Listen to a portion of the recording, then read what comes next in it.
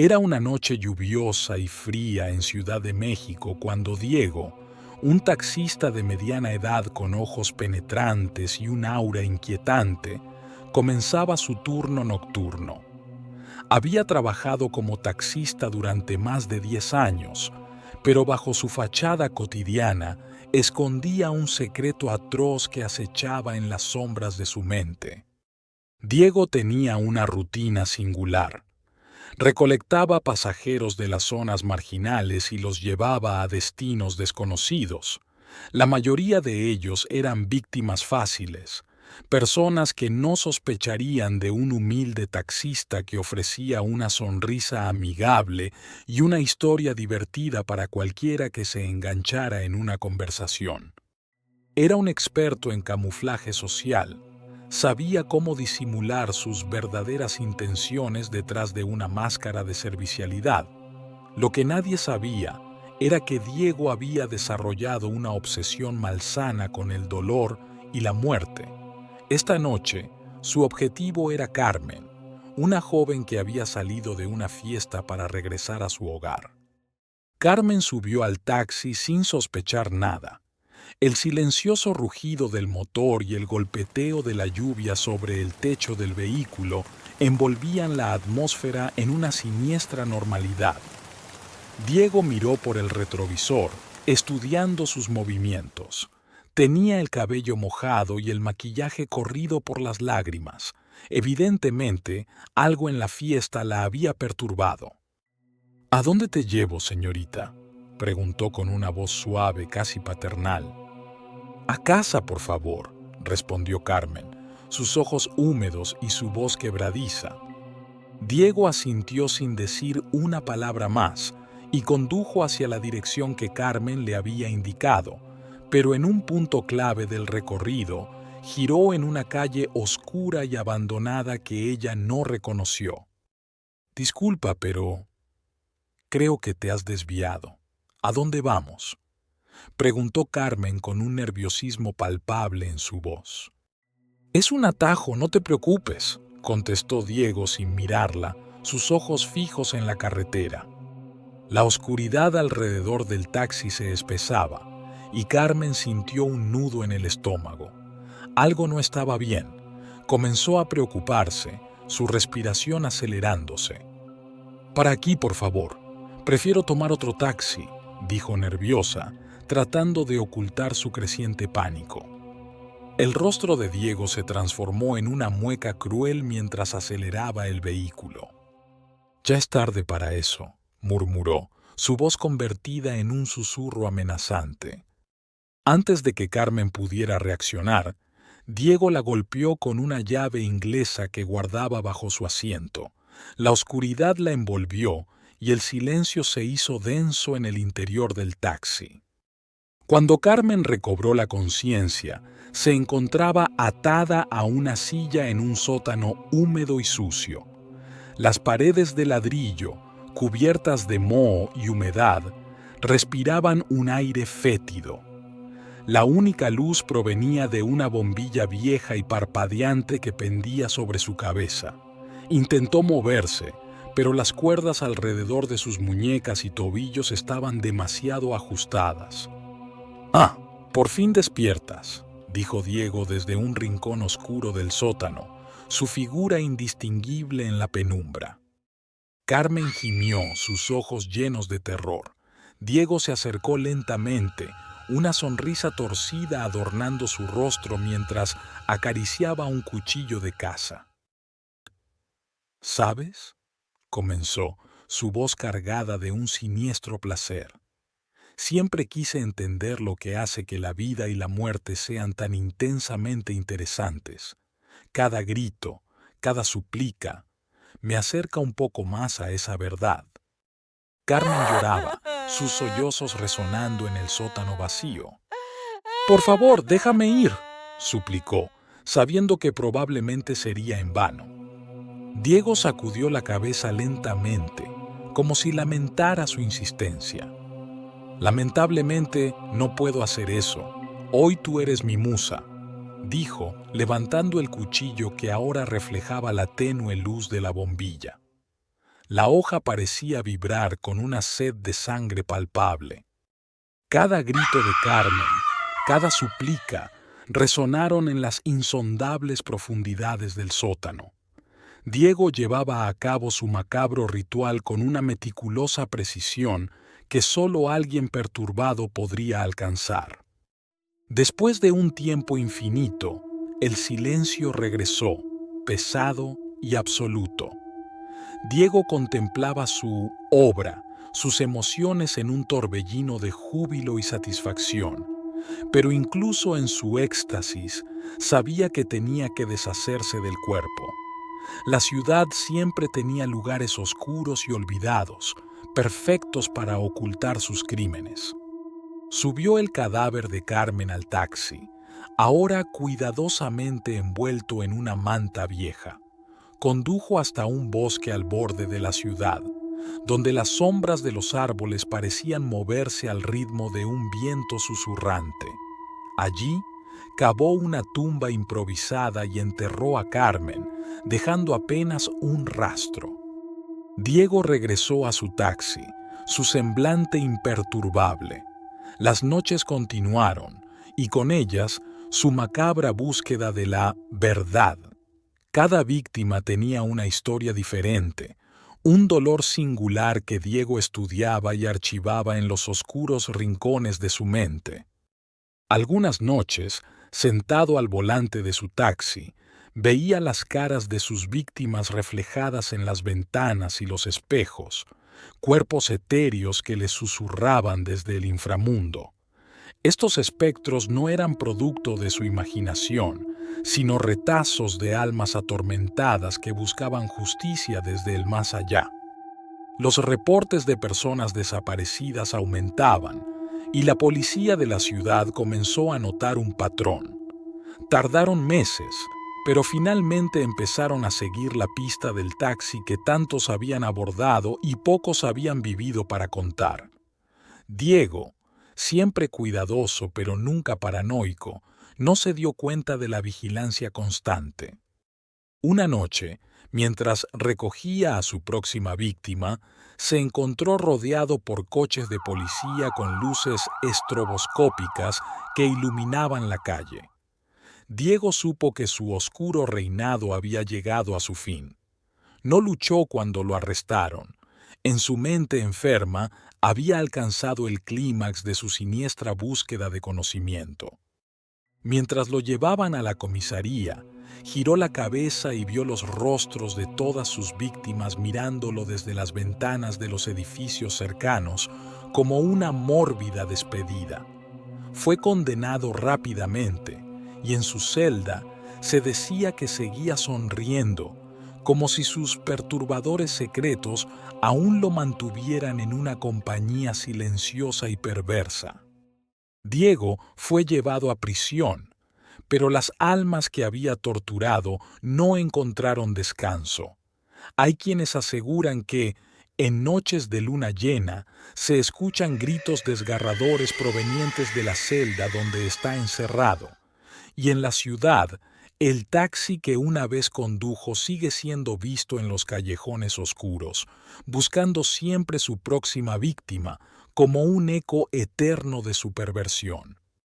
La historia de Diego, el taxista asesino, se convirtió en leyenda urbana, una advertencia sombría en las calles oscuras de la ciudad. Y aunque Diego está tras las rejas, el miedo que sembró continúa recorriendo las venas de aquellos que alguna vez oyeron su historia, recordándoles que la verdadera oscuridad no se esconde solo en los rincones olvidados, sino en los corazones y mentes de los humanos. Siempre creí que los sueños eran simples reflejos de mis pensamientos y miedos inconscientes, hasta que comenzaron a predecir situaciones mortales. Mi nombre es Jennifer, y esta es la historia de cómo esos sueños transformaron mi vida en una interminable pesadilla. Llevaba varios meses experimentando pesadillas aterradoras, tan vívidas y claras que parecían más reales que mi vida despierta. El primer sueño premonitorio ocurrió una noche lluviosa. Soñé que estaba en una carretera desierta, bajo una tormenta infernal. Algo me instaba a caminar, a seguir adelante sin importar el miedo que me atenazaba. Cada paso que daba en ese camino mojado se sentía eterno. Los relámpagos revelaban brevemente sombras extrañas acechándome desde la oscuridad. De repente, adelante, una figura apareció en medio de la carretera. Una mujer con un vestido blanco, empapada, con el rostro cubierto por el cabello oscuro y mojado. Algo en mí gritaba que debía evitarla, que esa mujer traía la muerte. Desperté sobresaltado, sudando frío, pero fue un alivio. A la mañana siguiente, encendí las noticias y vi un reportaje sobre un accidente en una carretera rural durante una tormenta. Las imágenes que mostraban eran inquietantemente similares a las del sueño. Una víctima estaba describiendo la aparición de una mujer fantasmal antes de perder el control del auto. El reconocimiento fue instantáneo y aterrador. Desde esa noche, las pesadillas se volvieron recurrentes. La siguiente fue peor. Me encontraba en un antiguo edificio abandonado. Cada pared parecía sangrar oscuridad. El aire era espeso, como si estuviera lleno de lamentos y gritos contenidos. Supe que debía bajar al sótano, aunque cada fibra de mi ser se resistía. Al llegar allí, vi un ataúd cerrado, cubierto de polvo. De pronto, se escucharon rasguños desde adentro. Con una sensación de horror profundo, noté que la tapa comenzaba a moverse. Desperté antes de ver qué había en el interior, pero no pude sofocar el grito que se me escapó. No quería comprobar si algún edificio abandonado en mi área aparecía en las noticias, pero la curiosidad morbosa fue más fuerte. Unos días después, fui testigo de un informe sobre unos adolescentes que habían hallado un cadáver descompuesto en un viejo hotel en ruinas. Mis sospechas crecían. ¿Por qué mis sueños mostraban estos horrores y por qué tenían que ser reales? Apareció un patrón. Cada sueño premonitorio me mostraba situaciones mortales de las cuales debía despertar antes de ser consumida por el terror. Si no lo hacía, la catástrofe parecía concretarse en la realidad. El momento de susto impactante llegó una noche como cualquier otra. Me encontraba en mi apartamento, ya acostado, cuando una oleada de somnolencia abrumadora me cerró los ojos. Me vi en mi propia habitación, pero había algo diferente, una pesadez en el ambiente, una opresión inminente. Miré alrededor y, al girar hacia la ventana, la vi. La mujer de antes, la de la carretera, estaba ahí, fuera de mi ventana en el cuarto piso, mirándome con unos ojos vacíos y horribles. Su rostro estaba desfigurado, medio podrido, y garras donde debían estar sus uñas. Cuando intentó entrar, que se escucharon los cristales que comenzaban a crujir, desperté, pero no estaba en mi cama. Me hallaba en la sala, frente a la ventana, con las manos levantadas como si pretendiera abrirla. El terror de casi haber actuado esa noche me causó un malestar profundo. El terrorífico final ocurrió un par de noches después. El sueño inició como un déjà vu. Esta vez el ambiente era el mismo. La sensación de ser observada era palpable. Me encontraba en un edificio alto, un rascacielos moderno. Inexplicablemente, las luces comenzaban a parpadear y sentí la necesidad de subir a la azotea. Mientras subía las escaleras, oí unos pasos siguiéndome, acelerando el ritmo a cada paso que daba. Llegué a la azotea y vi la ciudad ante mí. El viento silbaba al borde del edificio. Al final de la terraza, ahí estaba ella, esperándome. La mujer de rostro desfigurado se abalanzó hacia mí con una rapidez antinatural. Intenté retroceder, huir, pero mis pies estaban pegados al suelo. Desperté abruptamente en mi cuarto, el corazón a 1000 por hora. Pero algo estaba mal. La ventana de mi habitación estaba abierta de par en par. Lentamente, algo comenzó a arrastrarse desde la oscuridad exterior hacia adentro. El horror me paralizó. Era ella, la mujer de mis pesadillas, completamente dentro de mi cuarto, arrastrándose hacia mí. Sentí que el aire se vaciaba de mis pulmones mientras ella extendía una mano podrida hacia mi rostro.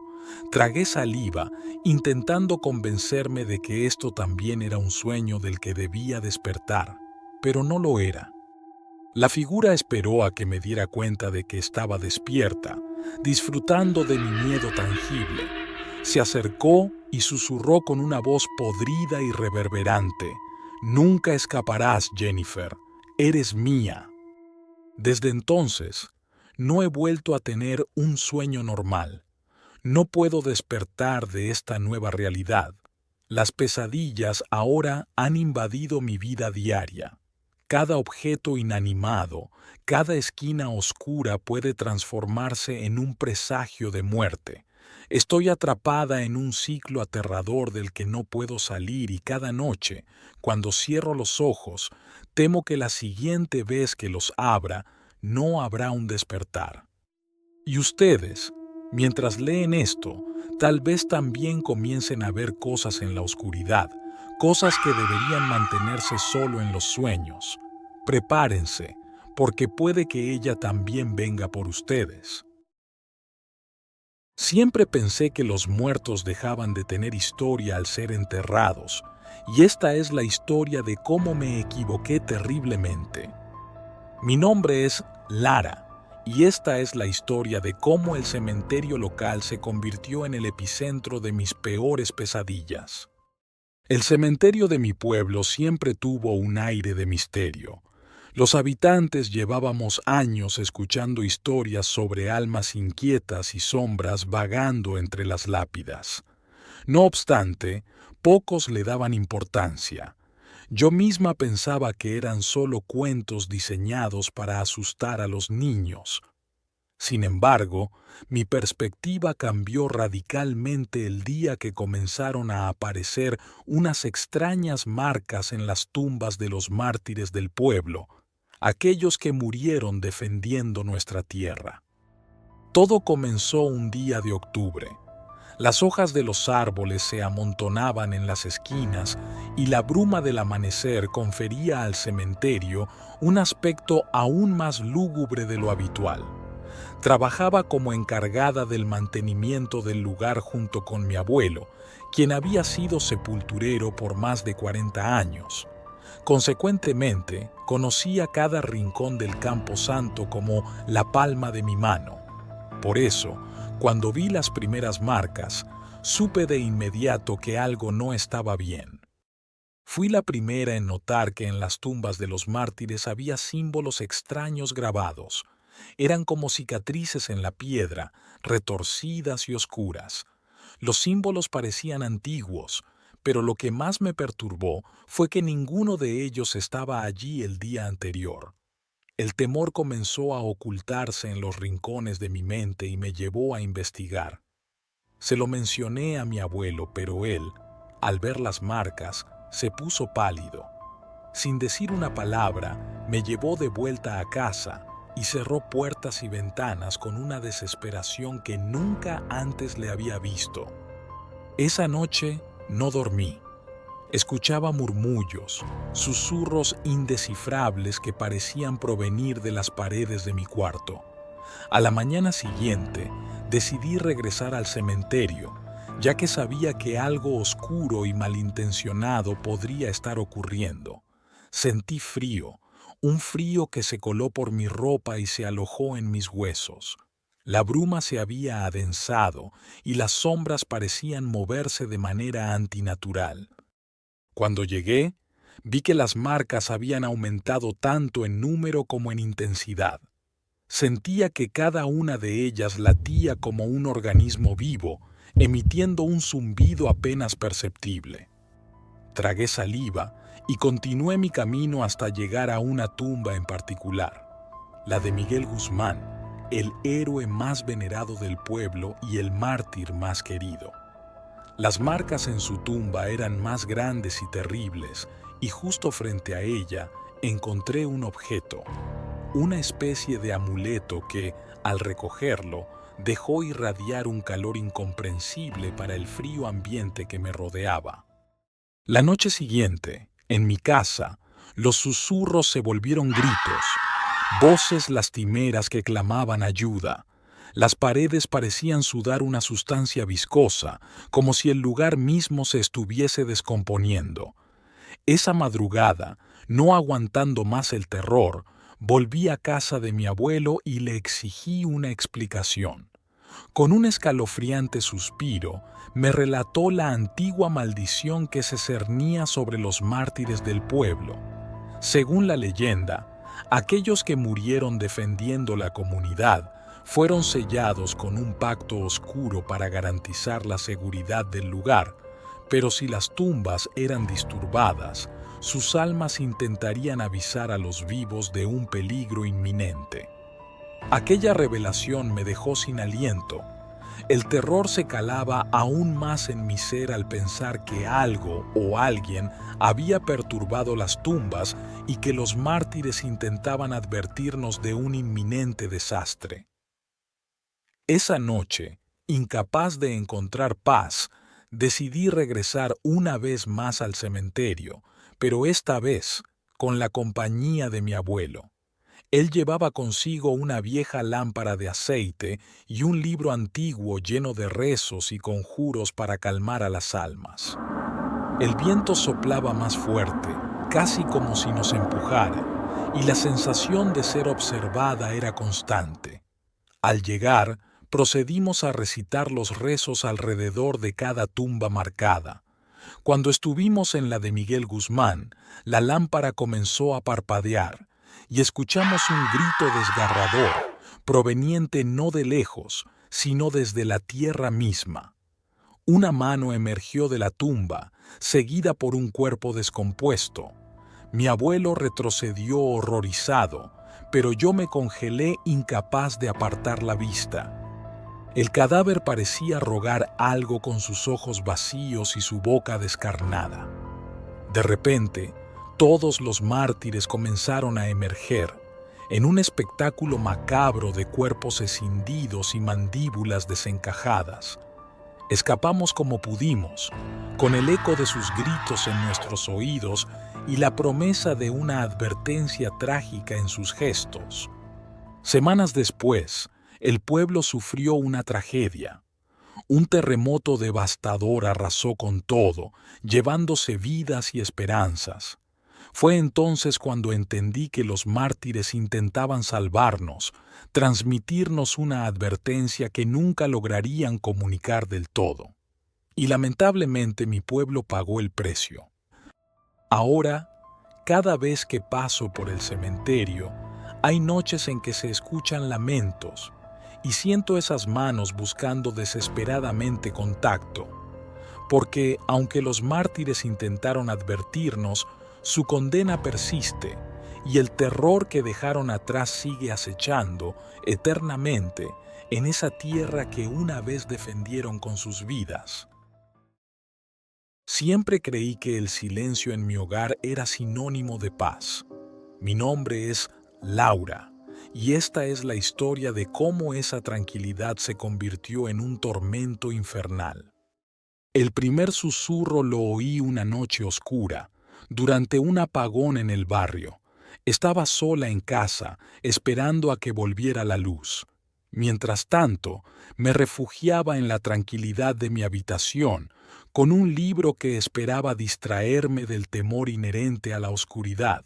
Sin embargo, fue en ese denso silencio cuando lo escuché por primera vez. Laura. El sonido era apenas perceptible, un susurro tan ligero como una brisa. Pensé que tal vez mi mente me estaba jugando una mala pasada, que posiblemente el murmullo del viento entre los árboles había adoptado una forma macabra en mi percepción. Esa noche simplemente cerré el libro, me arropé hasta los ojos y recé para que todo fuera un mal sueño.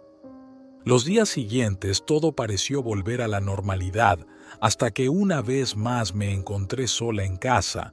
La entera quietud del lugar agobiaba mis pensamientos. Estaba en la cocina, preparándome una simple ensalada para la cena, cuando de repente el susurro volvió. Laura. El escalofrío que recorrió mi columna fue inconfundible.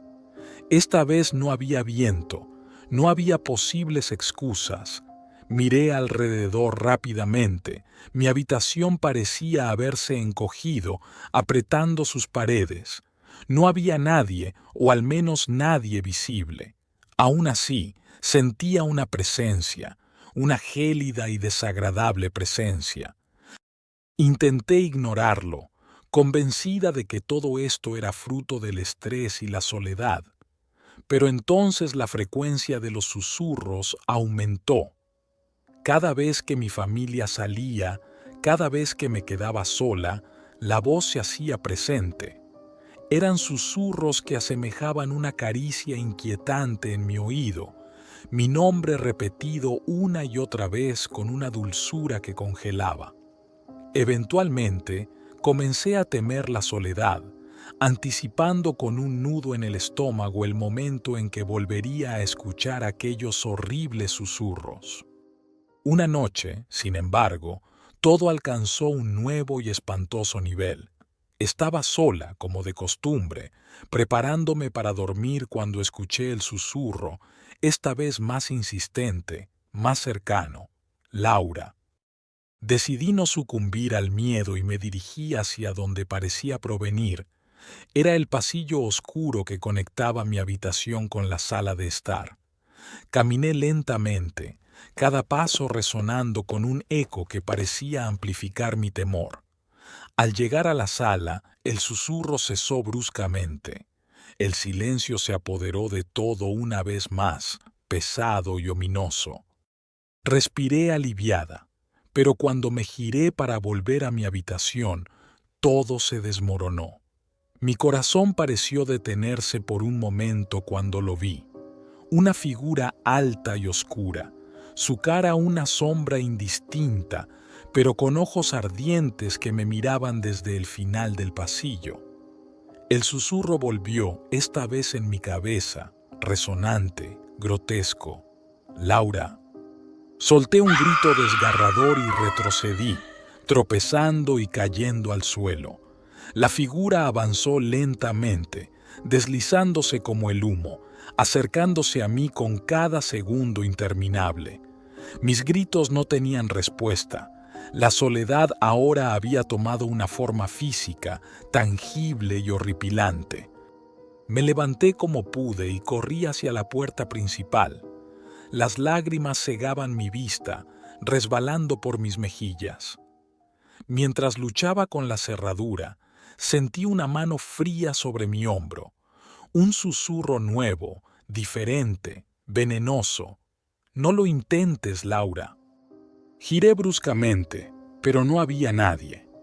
La puerta finalmente se abrió y salí corriendo hacia la calle, donde las luces del vecindario parpadeaban en señal de vida, de normalidad.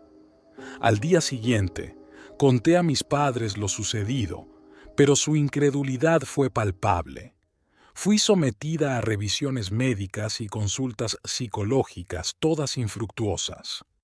Desde esa noche, jamás volví a quedarme sola en casa. El miedo se había entrometido en cada rincón de mi vida, contaminando incluso la sagrada tranquilidad del hogar. Pero lo peor estaba aún por venir. Una tarde, durante una siesta, pensé haber oído la voz. Me desperté empapada en sudor, el corazón martillando en mi pecho. Busqué la compañía de mi madre en la cocina, pero a mitad de camino me detuve en seco. En el pasillo, donde antes había visto la figura, encontré un objeto que me heló la sangre, una fotografía mía, recortada de un álbum familiar, pequeñas gotas de sangre aún fresca manchando la imagen. Antes de que pudiera procesarlo, la voz estaba de nuevo en mi oído, esta vez clara y nítida. Nunca estarás sola, Laura, siempre estaré contigo. Desde esa tarde, no importa quién esté a mi lado, ni dónde me encuentre, porque sé, con certeza aterradora, que esa voz, esa oscura presencia, siempre me acompañará. Siempre me consideré pragmático y racional, incapaz de caer preso de supersticiones o miedos infundados. Mi nombre es Alejandro, y esta es la historia de cómo un misterio inexplicable se apoderó de mi vida, transformando mi realidad en una verdadera pesadilla. Todo comenzó cuando me mudé a un pequeño departamento en una antigua edificación del corazón de la ciudad. Necesitaba un lugar cercano a mi trabajo y a un precio accesible. Aquel apartamento de una habitación parecía perfecto. La dueña, una anciana amable pero con una mirada esquiva, me advirtió de su historia. Es un lugar viejo, joven. Las paredes tienen memoria. No le di importancia en ese momento. Los detalles de la vida urbana moderna parecían mucho más preocupantes. Durante las primeras semanas, disfruté de la soledad y el silencio. Sin embargo, una noche al llegar a casa después del trabajo, sentí algo raro en el aire, un frío inexplicable y una sensación de que no estaba solo. Me convencí de que era solo cansancio y la sugestión de vivir en un lugar nuevo. Pero los ruidos comenzaron. Al principio era un susurro, apenas audible, que resonaba en el borde de la conciencia. Luego, crujidos y golpes suaves, como si las paredes quisieran contarme sus secretos. No entendía bien de dónde venían, pero parecía surgir especialmente desde el armario de la habitación. Una noche, cansado de estos perturbadores sonidos, me acerqué al armario decidido a poner fin a lo que asumí era algún tipo de problema estructural. Al abrir la puerta, el silencio sepulcral de la habitación me estremeció. La luz que entraba era apenas suficiente para revelar un espacio vacío y polvoriento. Fue entonces cuando escuché claramente una voz susurrante: «Estoy aquí». Retrocedí, desconcertado, cerrando el armario de golpe. No volví a abrirlo durante días. A partir de ese momento, los fenómenos se volvieron más intensos. Escuchaba pasos por las noches y encontraba objetos fuera de lugar, pero siempre en el sentido de que alguien parecía estar haciéndose camino en mi hogar. Al principio, traté de racionalizarlo. Tal vez algún vecino ruidoso o una serie de coincidencias. Sin embargo, algo profundo en mi ser me decía que esto no era normal. Una madrugada, desperté sintiendo una presión aplastante sobre el pecho. Aturdido y confuso, abrí los ojos solo para encontrarme con la silueta de una figura oscura y difusa parada al pie de mi cama, mirándome con ojos vacíos. Tragué saliva, sintiendo el terror calar en mis huesos, y en un esfuerzo titánico logré encender la lámpara de la mesilla. La figura no estaba. Sudoroso y trémulo, me di cuenta de que tenía que hacer algo.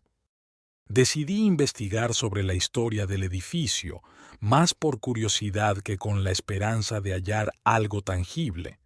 Lo que descubrí fue perturbador.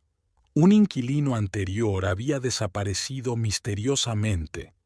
Los vecinos susurraban de presencias y fenómenos extraños.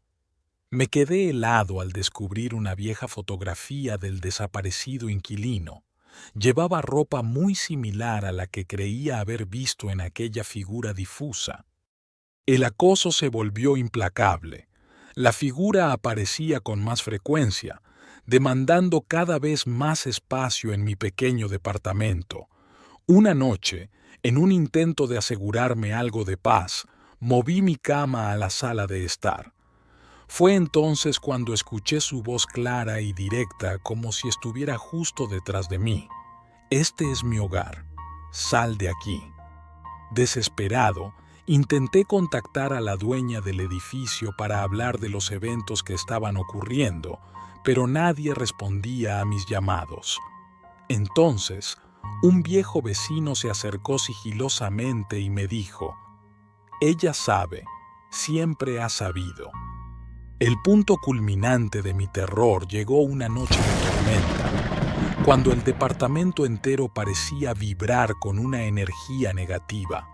Fui arrastrado en sueños hasta el umbral del armario, sintiendo esa misma presión familiar en el pecho. «Mírame», decía una voz húmeda y gélida. Con un esfuerzo agonizante, abrí los ojos. Ahí estaba la figura, delineada con claridad bajo la luz intermitente de los relámpagos, con el rostro demacrado y los ojos sin vida pero terriblemente conscientes. Solo recuerdo su agonizante grito: «¿No te quieres ir?». Desperté al día siguiente cubierto de sudor y lágrimas, decidido a dejar el lugar de inmediato. Mientras empaquetaba mis cosas, cada rincón susurraba, cada sombra se movía, demandando más espacio, más presencia. Salí apresuradamente sin mirar atrás, devolviendo las llaves al buzón del edificio.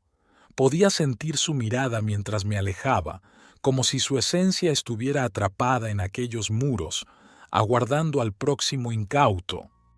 No sé qué fue lo que realmente habitaba ese apartamento, ni cómo logró acaparar tanto poder sobre mí, pero sé que escapar no me ha liberado por completo. A veces, al cerrar los ojos en mi nuevo hogar, aún siento una sombra observándome desde alguna esquina oscura, demandando más y más espacio. Así terminó mi tormento físico, pero la paranoia y el horror psicológico se quedaron conmigo. Puedo mudar mi cuerpo, pero no puedo escapar de lo que mis ojos vieron y lo que mi mente aún trata de comprender. Nunca supe quién o qué compartió esa habitación conmigo. Ahora solo sé que mi vida nunca será la misma. Mis noches están plagadas de la sensación de que no estoy solo, que algo, en algún lugar, ahora me reclama como su nuevo hogar. Siempre pensé que la vejez traía consigo paz y recuerdos felices de una vida bien vivida. Mi nombre es María Dolores, y esta es la historia de cómo la tragedia convirtió mis últimos días en un infierno sin fin. Recuerdo el día como si fuera ayer. La aldea se llamaba San Miguel de las Espinas, un pequeño lugar oculto entre las montañas de México. Viví allí toda mi vida, rodeada por la serenidad del campo y el amor incondicional de mi familia. Éramos un grupo unido, mis hijos, mis nietos y yo. Éramos felices, pero esa felicidad pronto se tornó en horror. Todo comenzó una noche de invierno. El viento soplaba con una intensidad inusitada, como un presagio de lo que estaba por venir.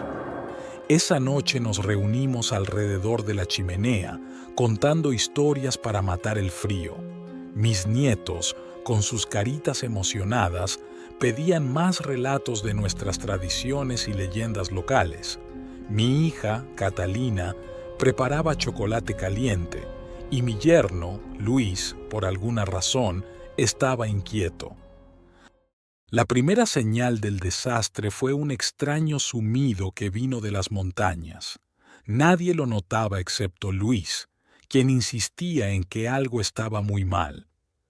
Descartamos sus miedos como supersticiones, pero pronto comprendimos que los presentimientos deben ser escuchados. A la mañana siguiente, encontramos nuestras tierras devastadas. Los animales, que siempre fueron tan dóciles, estaban inquietos, sus ojos reflejaban un terror que no podíamos comprender. El segundo día, mientras preparábamos el almuerzo, un grito desgarrador llenó la casa. Corrí hacia el sonido encontrando a Catalina de rodillas sobre el suelo de la cocina, señalando una foto de nuestro abuelo, la cual inexplicablemente había caído y atravesado por un cuchillo. No entendíamos cómo pudo suceder. Intentamos calmarla, pero algo en aquel evento desencadenó una serie de infortunios difíciles de ignorar. En las semanas siguientes, mi familia comenzó a enfermar. Todo empezó con Luis, quien una madrugada no pudo levantarse de la cama. Su respiración estaba pesada y un sudor frío cubría su piel. Los doctores no supieron explicar su condición y, a pesar de todos nuestros esfuerzos, murió en menos de 3 días. El dolor nos atravesó como un cuchillo ardiente, pero simplemente fue el comienzo. Pronto mis nietos también mostraron signos de enfermedad. Les brotaban manchas extrañas y, cada noche, los escuchaba susurrar en sueños, balbuceando palabras ininteligibles.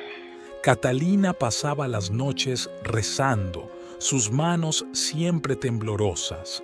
La impotencia nos envolvió y la muerte se instaló en nuestra casa como un huésped no deseado. En menos de un mes, vi cómo cada miembro de mi familia sucumbía a una enfermedad que nadie podía entender ni curar. Catalina fue la última en caer. Recuerdo sus ojos tristes despidiéndose de mí, tan llenos de amor y dolor. Me dejaba sola, abrazada por el vacío y el silencio mordaz de la casa que una vez resonó con risas. Desesperada, decidí buscar respuestas entre los ancianos del pueblo, quienes susurraban entre ellos mientras me veían pasar, sus miradas llenas de compasión y miedo. Fue en ese momento cuando hablé con don Manuel, el más viejo, un hombre cuyos ojos vieron más allá de lo que te gustaría creer. Me contó sobre un odio antiguo, una enemistad que se había gestado generaciones atrás y que una maldición había sido proclamada sobre mi linaje por manos que hace tiempo se volvieron polvo. No creía en tales cosas, pero había visto desaparecer mi mundo entero. Mientras don Manuel hablaba, su voz se unió al ululato del viento, una melodía que parecía reírse de mi desgracia. Al final, me quedé en San Miguel de las Espinas, en la casa vacía que una vez fue hogar. Vivo envuelta en mis recuerdos, en un ciclo interminable de días y noches en las que cada sombra parece susurrar nombres queridos, cada rincón atrapando voces ausentes. Me asusta el silencio que sigue a la tormenta, el mutismo de las paredes que me observan, pero el terror real es recordar sus caras, sus voces, sus sueños truncados, saber que seguiré viviendo con este peso sobre mis hombros flacos. En la quietud de la noche, a veces creo escuchar la voz de Catalina, una vez más diciéndome que nos volveremos a ver, en algún lugar donde la muerte no pueda seguirnos. Hoy, mientras escribo estas palabras, siento el aire enrarecido. Mi corazón late con fuerza y en mis oídos zumba aquel sonido extraño que alguna vez Luis percibió. Es un ronroneo que recrudece y siento que el momento que he temido toda mi vida ha llegado. Llevamos el legado de nuestros ancestros, la sangre como un río que corre hacia el abismo. Y así me quedaré, esperando la liberación, el momento en que el silencio se rompa definitivamente y esta maldición expire. Porque estoy segura de una última cosa, al final de los días, una vez que la oscuridad me envuelva por completo, sabré que por fin habré encontrado paz. Y en el aire resuena un último eco, el latido final de un terror sin nombre, algo que no puedo ver, solo sentir. Probablemente uno de los establecimientos de comida rápida más emblemáticos del mundo y también el que más teorías conspirativas y leyendas urbanas tiene en su haber, un McDonald's puede ser un lugar de alegría y diversión, pero no está exento de las historias perturbadoras y paranormales. Así que pónganse cómodos y apaguen la luz, porque hoy les presentaré otras 5 historias aterradoras vividas por trabajadores de McDonald's. Primera, la sombra en la cocina. Era una noche tranquila en un McDonald's al borde de una carretera poco transitada. El equipo nocturno estaba acostumbrado al silencio, roto solo por el zumbido de los refrigeradores y el sutil eco de la música suave que salía de los altavoces del vestíbulo. Sin embargo, esa noche sería diferente. Luisa, una empleada que se encargaba de la limpieza, entró en la cocina con el rostro pálido y los ojos muy abiertos. Con voz temblorosa, susurró que había visto una sombra moverse rápidamente en el interior de la cámara frigorífica. Al principio, sus compañeros pensaron que estaba bromeando. Después de todo, era una tienda bien iluminada y nunca antes había pasado algo así. Pero su expresión no dejaba lugar a dudas. Decididos a probar que no había nada que temer, se reunieron a la entrada de la cámara. Bajo la luz fluorescente todo parecía estar en su sitio, pero pronto el aire se volvió más frío, y fue entonces cuando, del rabillo del ojo, uno de ellos vio la sombra, oscura, borrosa y sin definir, pero indudablemente ahí. Parecía flotar, ignorando las leyes de la física, deslizándose más allá de las cajas y estantes de acero. Ninguno de ellos se atrevió a entrar más allá del umbral. Las voces antes animadas de los empleados del turno nocturno ahora estaban marcadas por susurros ansiosos, y desde entonces pocos se animaron a quedarse solos en la cocina durante la noche. Segunda, el niño en el tobogán. Los parques infantiles de McDonald's, con sus coloridos toboganes y piscinas de pelotas, han sido siempre una fuente inagotable de diversión para los niños. Sin embargo, en una sucursal antigua, ese espacio de alegría se convirtió en el escenario de un macabro misterio. Era una tarde cualquiera cuando una madre comenzó a llamar frenéticamente a su hijo, un pequeño de apenas 5 años que había estado jugando con otros niños. Fue en cuestión de segundos que su presencia se evaporó. Al principio, nadie pensó que algo malo había sucedido, hasta que el arreglo habitual de una madre sobreprotectora se transformó en horror. La seguridad revisó las cámaras, pero el niño simplemente desapareció en un parpadeo. El restaurante cerró y esa noche, mientras limpiaban, un trabajador escuchó el sonido de pelotitas removiéndose en la piscina del área de juegos. Intrigado, se acercó, y lo que vio le dejó congelado. El niño que había desaparecido horas antes estaba sentado en medio de las pelotas, asustado y llorando. Cuando el personal trató de rescatarlo, él simplemente se desvaneció ante sus ojos. El relato del niño que desaparecía continuó, y aunque este fenómeno jamás se explicó, las historias de un niño fantasma comenzaron a circular entre los empleados y clientes. Tercera, el cliente transparente. Un turno nocturno en cualquier local de McDonald's a menudo viene acompañado de clientes ocasionales y el bullicio de la limpieza. Así era la noche en que Marta, una empleada que jamás creyó en lo paranormal, tuvo su primer encuentro con lo inexplicable. Hacía una noche fría cuando el viento soplaba con fuerza, e impulsada por el silencio, Marta decidió barrer el vestíbulo. Al levantar la vista hacia las ventanas cubiertas por el rocío nocturno, sus ojos encontraron la figura de un hombre vestido elegantemente, sentado en una de las mesas cercanas al vidrio. Nada parecía inusual, excepto por sus rasgos casi etéreos. Sintiendo una mezcla de curiosidad e incomodidad, Marta se acercó para preguntarle si necesitaba algo. Pero antes de que pudiera hablar, el hombre levantó la mirada y conectó con la suya. Sus ojos eran pozos profundos de tristeza, y su sonrisa, levemente visible, transmitía una melancolía más allá de la comprensión. Apenas parpadeó, y el hombre simplemente no estaba. Compartió su experiencia con sus colegas, pero nadie más lo había visto. Algunos sugirieron una explicación lógica. Tal vez era el reflejo de los faros de algún coche en movimiento. Sin embargo, Marta sabía que aquel encuentro era algo que jamás lograría borrar de su memoria. Cuarta, la melodía del payaso. En muchos McDonald's, Ronald McDonald está presente en la forma de una estatua sonriente que solía dar la bienvenida a los niños a la aventura.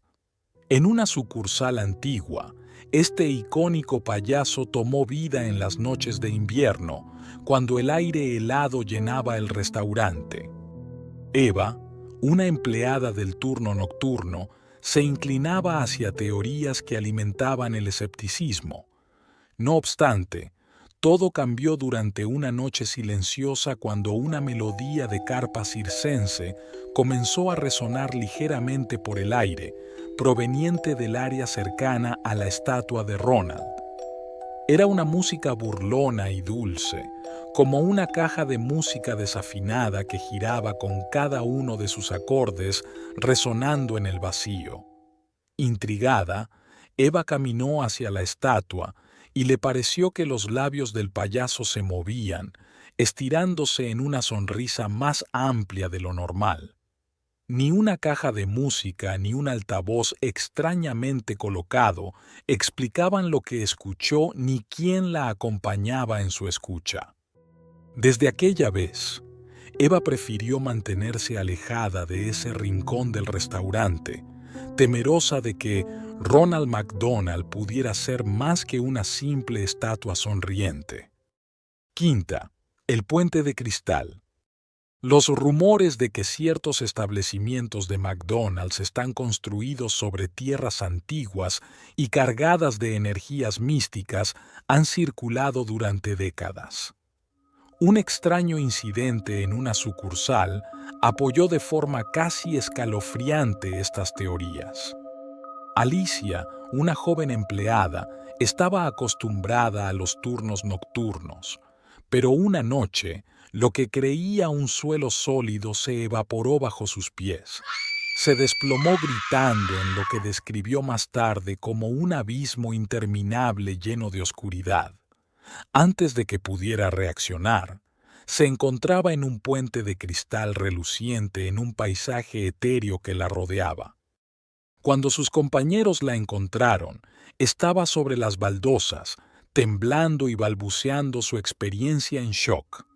No había forma de explicar lo que realmente le ocurrió, pero el relato fue suficiente para esparcir el miedo entre los empleados. Hoy en día, el incidente no deja de provocar escalofríos y atraer las teorías más imaginativas sobre las tierras embrujadas que habitan bajo los cimientos de McDonald's. ¿Qué te parecieron estas historias? ¿Tú trabajas o has trabajado en un McDonald's? De ser así, ¿te ha ocurrido algo extraño o paranormal? No dudes en dejar tu historia o tu opinión aquí abajo en los comentarios. Recuerden, las historias pueden ser inexplicables, pero siempre hay un pedacito de verdad en ellas, esperando ser descubierto. Cuando éramos niños, ellos fueron los compañeros inquebrantables de nuestras aventuras, cómplices de juegos y sueños. Sin embargo, en ese mundo de risas y colores, se esconden sombras que susurran secretos oscuros. Hoy te envolveré en un velo de horror y misterio presentando 5 escalofriantes leyendas urbanas que giran en torno a inocentes juguetes, leyendas que te harán cuestionar la seguridad que estos alguna vez ofrecieron. El Teddy maldito de Manchester. En los tumultuosos años 70, en un suburbio apenas notorio de Manchester, comenzó a circular una historia que heló la sangre de sus habitantes. La familia Thompson, presas del horror, afirmaban ser acosadas por un osito de peluche que, a primera vista, parecía ser el regalo perfecto para el pequeño de la casa, Michael. Sin embargo, ese osito no resultó ser el tierno compañero de juegos que esperaban. La situación se oscureció una madrugada cuando la madre de Michael, despertada por susurros incesantes, encontró al Teddy Bear en la cocina. Sus ojos de cristal resplandecían bajo la luz de la luna, un brillo que delataba vida donde no debería haberla. Pronto, las puertas comenzaron a abrirse y cerrarse con fuerza sin motivo aparente, y Michael afirmaba que su osito le contaba secretos oscuros sobre los fines que tenía para su familia. Desesperados, los Thompson consultaron a una médium que rompió el velo del misterio tras el juguete. El Teddy Bear albergaba el espíritu de un niño llamado Thomas, quien había muerto trágicamente durante su infancia en los años 50. Más allá de la compasión, los Thompson sentían horror, pues el espíritu se tornó vengativo al no poder encontrar paz. Desprenderse del osito resultaba un desafío colosal. Cada intento de deshacerse de él terminaba con el regreso del juguete a su hogar, hasta que un día, en un intento desesperado, lo incineraron. Sin embargo, las llamas no devoraron solo el juguete. Liberaron una voz grave que resonaba con el eco de carcajadas infantiles, como si Thomas hubiera encontrado finalmente su libertad en forma de maldición. Las muñecas de la Llorona en Oaxaca. En Oaxaca, un lugar rico en leyendas y misticismo, las muñecas artesanales vendidas por una anciana misteriosa desencadenaron una serie de eventos aterradores que aún se susurran con temor entre los habitantes locales. Se cuenta que estas muñecas lloraban en las noches oscuras, acompañando el lamento de la Llorona, la mítica figura que busca a sus hijos perdidos cerca del río Atoyac. Las hermanas López, cautivadas por la belleza de las muñecas, decidieron adquirir algunas durante el Día de Muertos. Pero lo que inicialmente parecía una compra inocua se transformó en un tormento. Apenas caída la noche, las niñas aseguraban escuchar sollozos que provenían de las muñecas, desgarradoras súplicas que resonaban por toda la casa. Al intentar desprenderse de ellas, las muñecas encontraban el camino de vuelta, siempre cubiertas de humedad como si emergieran de un río invisible. Consultar a los ancianos del pueblo reveló una aterradora explicación. Las muñecas eran receptáculos de las almas de niños ahogados, quienes buscaban redención a través del dolor de otros.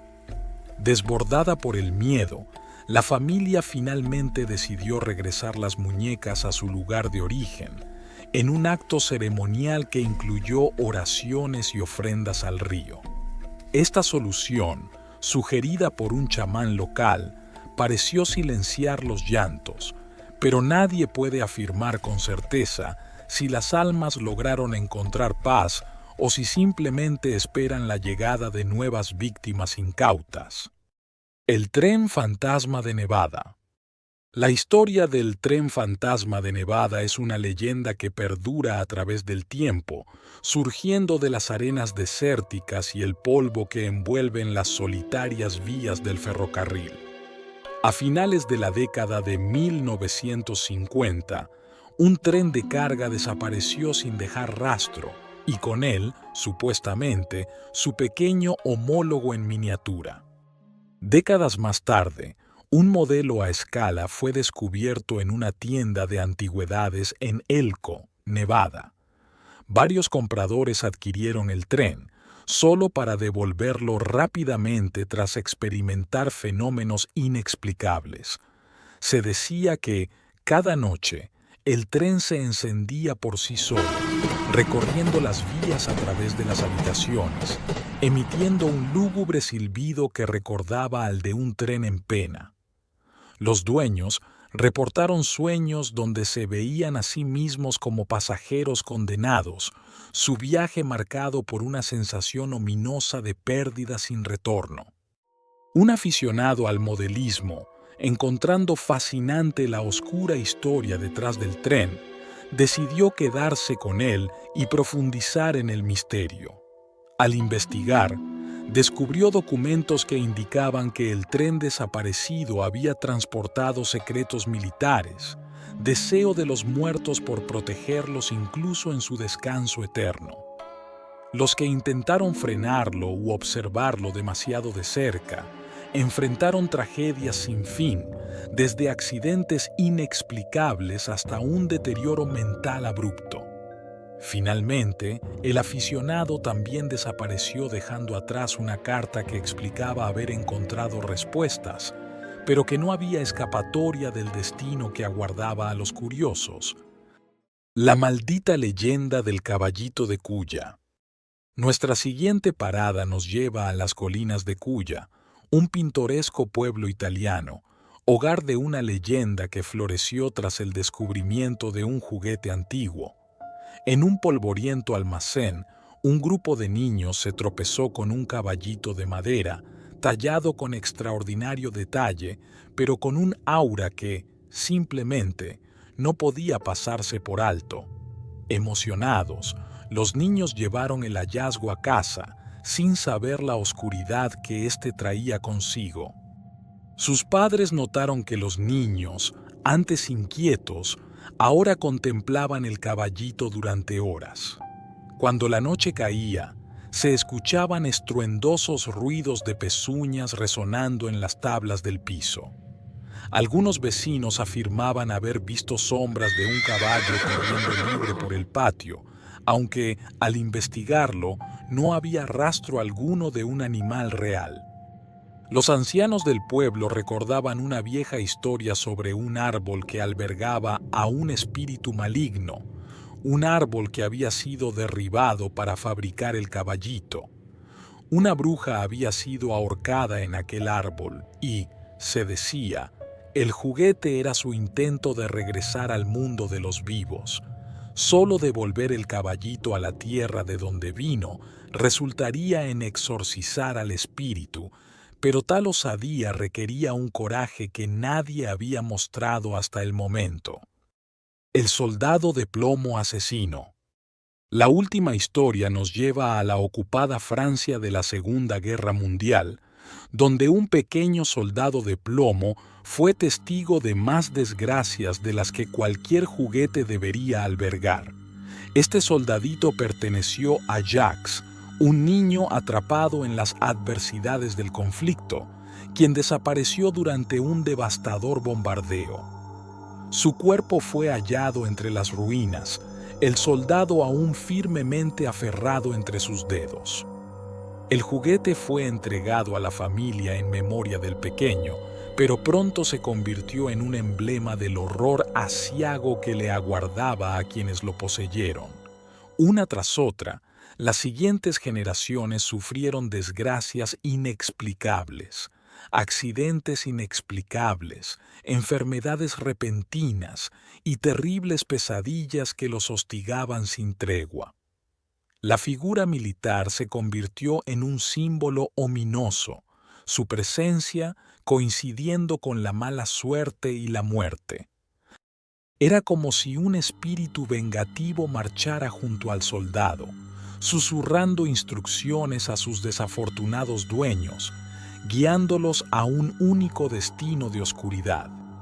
Algunos afirmaban que el alma de Jacques, una vez joven y llena de esperanza, se había corrompido por el odio que sentía hacia un mundo que le había arrebatado su vida prematuramente, convirtiéndose en el instrumento de su propia venganza. Aún hoy, esos antiguos dueños se niegan a hablar de su destino, salvo para aconsejar a quienes se han cruzado con el soldado de plomo. No permitas que tome el control. Nunca dejes el puesto. Estas historias, verídicas o no, plantean preguntas perturbadoras sobre la naturaleza de los juguetes que alguna vez fueron nuestros guardianes de fantasías. Quizás, antes de acostarte esta noche, eches un vistazo al estante donde tus viejos amigos descansan. ¿Te observan en la oscuridad esperando despertar de ese sueño temporal? ¿Somos realmente nosotros quienes jugamos con ellos? ¿O hay algo más antiguo y misterioso que juega con nosotros?